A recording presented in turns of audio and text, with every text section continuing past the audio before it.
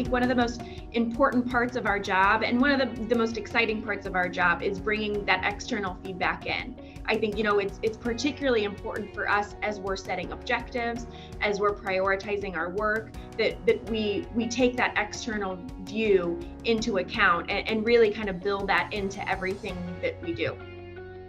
Yeah, and I think I'll just add, when we're kind of setting those goals, what's important for us to do consistently is kind of check in with the external parties on sort of, are we meeting the expectations that we set? Are we appropriately achieving the goals that we set out to achieve? And then how is this being viewed externally? And is that view externally aligned with kind of what our initial intention was? And if it's not, and where we do receive feedback, how can we do things differently to continually get better?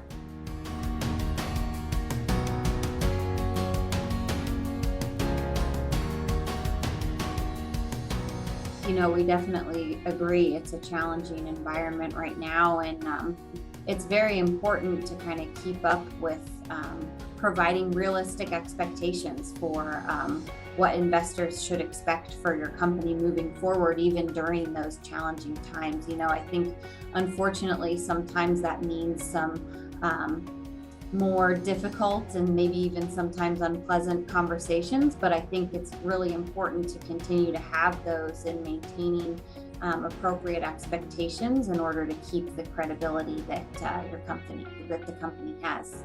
We're in challenging times, and I think, we've particularly seen that in the short term, but what's been really critical for us is to make sure we don't take our eyes off the mid to long term as well.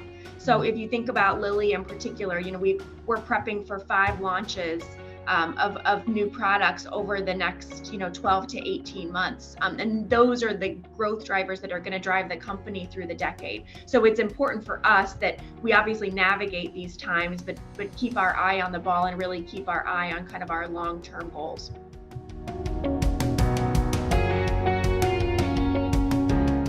Forward, we're expecting a period of significant growth throughout this decade, and we have 5 new products that we're going to launch, and so very excited for what's to come for Eli Lilly. And I think we have a really pretty clear picture of what our company's growth will look like through 2030. But one of the challenges that our industry faces is, how do you continue to sustain that growth moving forward, even beyond a period of strong growth for your company? And so I think what you would see Eli Lilly doing is continue to invest in our pipeline and in our company, and make sure that we're investing not only in those products that we're going to launch soon and executing well on those, but also in the next wave of innovation.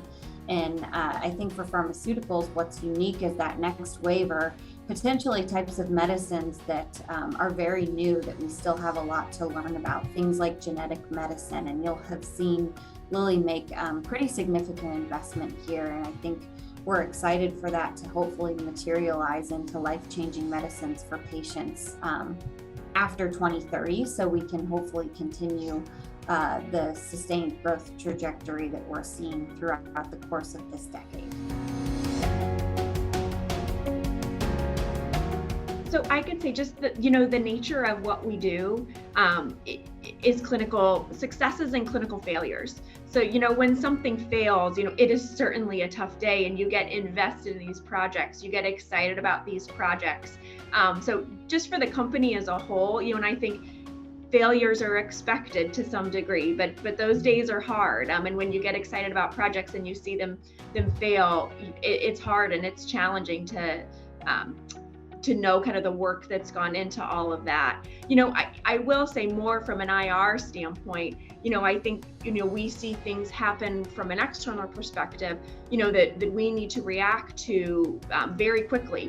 For example, we were on an NDR and legislation came through. It was when kind of the BBB was announced. So, having to very quickly become educated and create a point of view on kind of how we were thinking about this proposed legislation, and I'd say what was absolutely critical at that time are the relationships that we have back in the business. We have fantastic experts in kind of all the areas of what we do, and we try to really foster those relationships. So when things like this come out, we can count on those people to help us. This is an easy question for me. I would be a math teacher, and investor relations is definitely hard, but I think being a teacher of a bunch of students is even harder. So very much have appreciation for all the teachers out there, and hopefully someday I can do at least a little bit of that. I like to do math tutoring in my free time with volunteer work. One of the coolest parts of these jobs are working with the researchers and the scientists in the company. Being able to kind of work in that space, discover medicines, is absolutely fascinating. You get into a field like Alzheimer's, where it's a completely new market, a completely new space, and such a huge opportunity to help people and make a difference. So I don't have the education to do that now, but I'd love to go back and get into that area. Can keep this in the interview too, and Lauren chime in, but I think that's maybe one of the more fun parts about our job in investor relations, particularly at Lilly. We get kind of exposure to those scientists and get to learn about what they're working on. By no means experts, right? Because it's very technical, but I think it gets us really excited for the future.